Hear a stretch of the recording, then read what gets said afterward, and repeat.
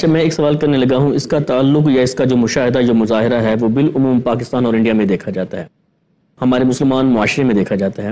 لوگ یہ سمجھتے ہیں کہ جو لوگ فوت ہو جاتے ہیں ان کی جو روحیں ہیں وہ ہر جمعرات کو دنیا میں اپنے گھروں میں آتی ہیں. اس بارے میں آپ کیا کہتے ہیں؟ ایسی کوئی شرعی طور پہ کوئی استدلال ہے یا اس کے بارے میں آپ کیا کہتے ہیں؟ جی ہاں، یہ عقیدہ تو خیر پایا جاتا ہے اور میں نے بھی دیکھا ہے لوگوں میں جو اس طرح کی سوچ اور فکر رکھتے ہیں، بلکہ ان کے لیے وہ اہتمام کرتے ہیں کھانے وانے کا، ختم شریف کا اور یہ وہ وغیرہ وغیرہ.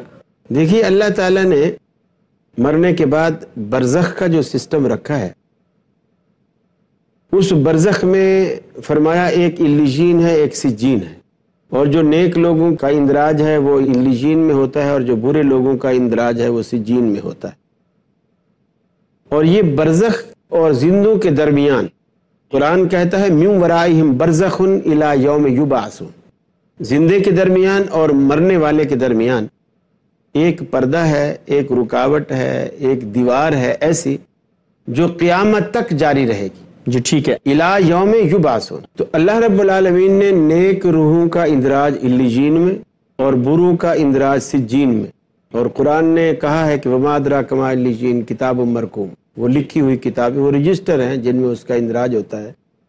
اور زندے اور مردے کے درمیان اللہ نے ایک ایسی رکاوٹ ڈال دی ہے، اور وہ رکاوٹ الی یوم یبعثون کہا، من ورائہم برزخ الی یوم یبعثون ثم انکم بعد ذلک لمیتون، تم اس کے بعد دنیا سے جب جاؤ گے تم مر جاؤ گے. ثم انکم یوم القیامت تبعثون، پھر تم روز آخرت ہی اٹھائے جاؤ گے.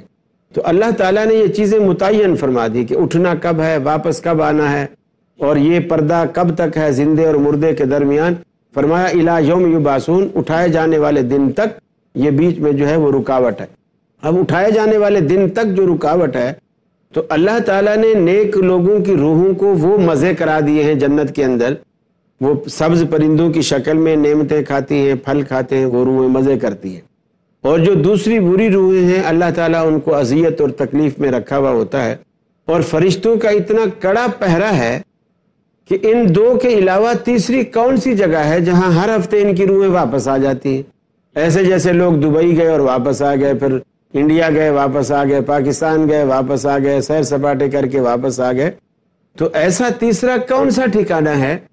جنت والی جو روحیں ہیں وہ خود وہاں سے آنا نہیں چاہتی، اس لیے کہ مزے اتنے ہیں کہ دنیا ان کے آگے کچھ نہیں ہے، وہ آنا نہیں چاہتی. جو دوسری بری روحیں ہیں ان کو وہاں تکلیف اتنی ہے کہ وہ وہاں رہنا نہیں چاہتی، وہ وہاں سے نکلنا چاہتی ہیں، لیکن پہرے اتنے ہیں کہ ان کو نکلنے نہیں دیا جاتا. اور ہمارے برے صغیر کی پولیس تو نہیں ہے وہاں جو بھی آپ 50 روپے تھمائیں گے اور وہ بولیں گے چلو کوئی ہو کے آ جاؤ، کسی کو بتانا نہیں، میں تمہاری سیٹ خالی رکھوں گا. وہ تو اللہ رب العالمین کا ایسا کڑا نظام ہے کہ اللہ رب العالمین کا قرآن کہتا ہے کہ لا یعصون اللہ ما امرہم، اللہ کے فرشتے اللہ کی اتنی فرما برداری کرتے ہیں کہ وہ کسی چھوٹے سے حکم کی بھی حکم عدولی نہیں کرتے. ٹھیک ہے. لا یعصون اللہ ما امرہم، بلکہ جو اللہ رب العالمین ان کو حکم دیتا ہے وہ کرتے ہیں.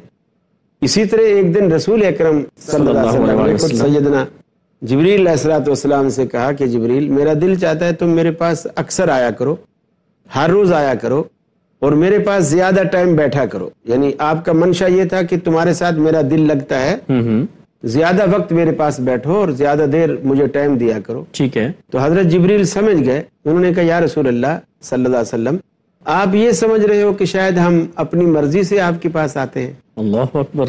اور اب آپ کہو گے تو پھر میں اپنی مرضی سے بیٹھ جاؤں گا، اپنی مرضی سے بیٹھ جاؤں گا، میں ٹائم بڑھا دوں گا. تو فرمایا کہ ما نتنزل الا بامر ربک، ہم تو اس وقت تک نہیں اترتے جب تک تیرے رب کا ہمیں حکم نہیں ہوتا.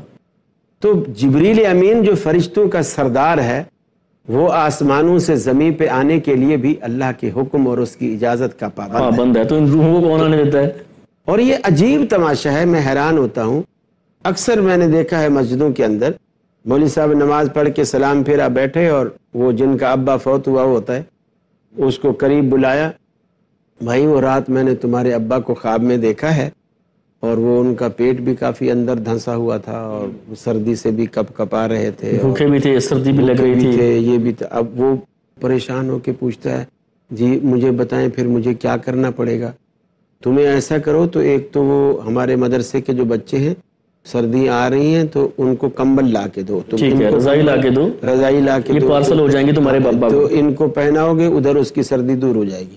رہا ان کا پیٹ اندر دھسا ہوا تھا تو تم کوئی دیگ ویگ پکواؤ اور بچوں کو کھلاؤ، صرف کھلاؤ نہیں، ختم بھی دلاؤ اور پھر ان کو کھلاؤ۔ تو اب کوئی ان سے یہ بھی نہیں پوچھتا کہ حضرت صاحب یہ کیا بات ہے کہ ابا میرا ہے خواب آپ اور کو آ رہی ہے۔ خواب میں ہمیشہ تمہارے آتا ہے، میرے خواب میں میرا ابا کبھی نہیں آیا، میری اماں بھی جب سے رو رہی ہے کہ میں اپنے میاں کو چلو مرنے سے پہلے ایک دفعہ دیکھ تو لوں، وہ اس کے خواب میں زیارت نہیں کرواتا، تمہیں ہر روز خواب میں آ جاتا ہے۔